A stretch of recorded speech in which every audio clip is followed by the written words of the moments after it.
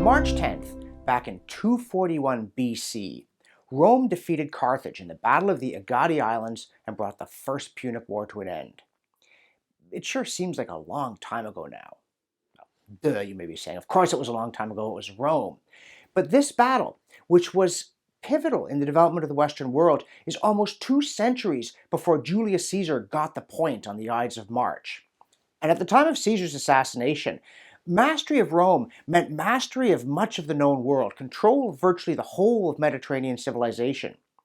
But back in the First Punic War, things were very different. Rome was a small, struggling city-state, head of an unruly coalition in parts of Italy. Carthage was actually a bigger power. Its territory stretched from modern-day Libya all the way to Gibraltar. It was a close-run affair.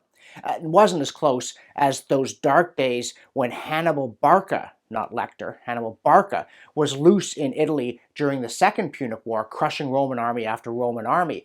It's amazing how weak Rome was even in those days. Eventually, Hannibal was defeated by Fabius Maximus, the Cunctator, a rather derisory nickname, the Delayer, who waged a war of attrition rather than confronting Hannibal directly, eventually kind of starved him out and sanded him down and got him out of Italy.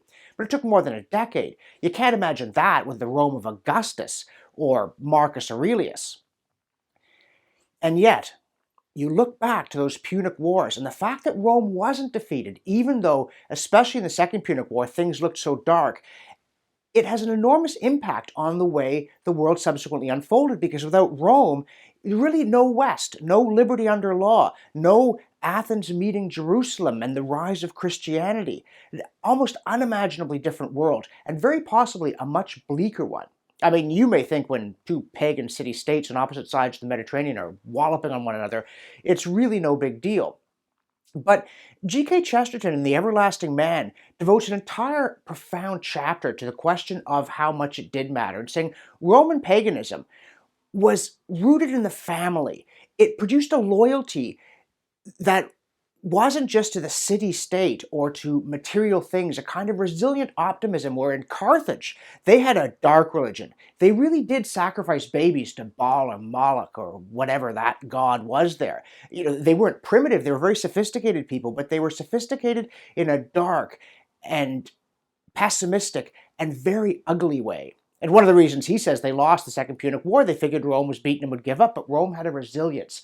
This tendency to snatch victory from the jaws of defeat that free people have exhibited time and again over the millennia.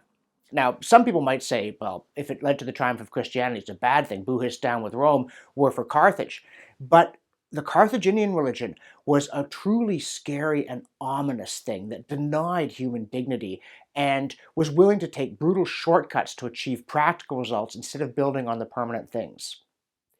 Chesterton went so far as to say that it was no accident that Rome beat Carthage. You don't have to go that far to say that in that clash of galleys of 450 wooden ships 2,200 years ago, the fate of the Western world to a considerable extent did hang in the balance, and we should all be very grateful that somehow Rome did prevail then and later.